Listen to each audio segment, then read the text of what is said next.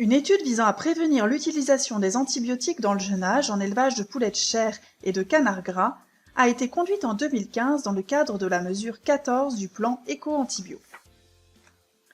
Les 10 premiers jours d'élevage de poulets de chair constituent une étape critique pour le développement des poussins. La mortalité est en effet plus importante pendant la période de démarrage, qui a également été identifiée comme une période plus à risque vis-à-vis de l'usage des antibiotiques. En filière palmipèdes gras, quelques données issues du projet CASDAR Cunipalm en 2010 indiquent un recours au traitement antibiotique beaucoup plus fréquent en élevage par rapport à la phase de gavage.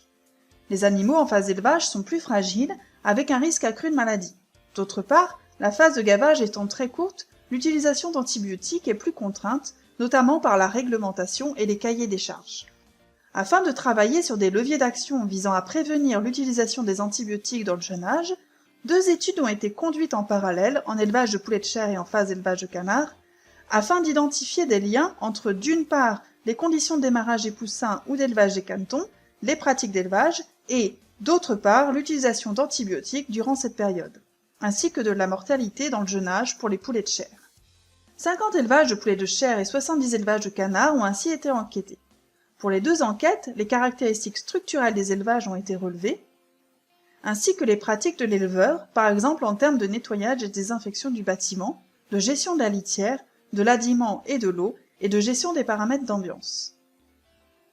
Les caractéristiques des lots enquêtés ont également été relevées, en particulier les usages d'antibiotiques et la mortalité sur les 10 premiers jours de démarrage des poulets de chair, et les usages d'antibiotiques sur la totalité de la phase d'élevage des canards. À cela s'ajoute pour l'enquête poulet une observation de l'état général des poussins à leur arrivée il y a 3 jours, ainsi que des mesures d'ambiance, température et CO2 notamment, à l'arrivée des animaux. En élevage de poulets de chair, les résultats de cette étude montrent globalement que les lots n'ayant pas reçu de traitement antibiotique durant la phase de démarrage et présentant un taux de mortalité faible sont aussi ceux qui ont bénéficié de conditions de transport peu stressantes.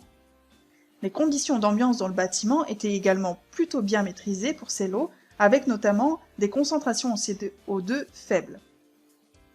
L'état sanitaire des poussins était également plutôt favorable, puisque les poussins étaient pour la plupart exempts de colis et avec peu de poitrines à 3 jours. Enfin, le nettoyage des bâtiments était plutôt maîtrisé.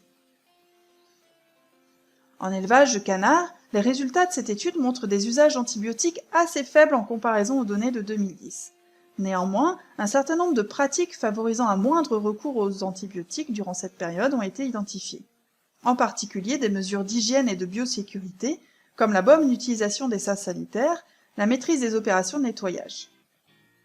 Des pratiques d'élevage, comme la maîtrise de la qualité d'eau d'abreuvement, apparaissent également comme un facteur important, ainsi que la vaccination ou la pratique d'un desserrage plus précoce. Suite à cette étude, des outils de progrès sur la biosécurité et la gestion du démarrage ont été créés. Des travaux de recherche ont également été poursuivis, notamment sur la gestion de l'ambiance en cantonnière, la conception des circuits d'abreuvement, la maîtrise de la colibacillose, la maîtrise du CO2, identifiés comme des facteurs de risque des usages antibiotiques durant ces périodes à risque. Cette étude a été réalisée par l'ITAVI en partenariat avec l'ANSES dans le cadre de l'UMT Sanivol, avec le soutien financier du plan Éco-Antibio.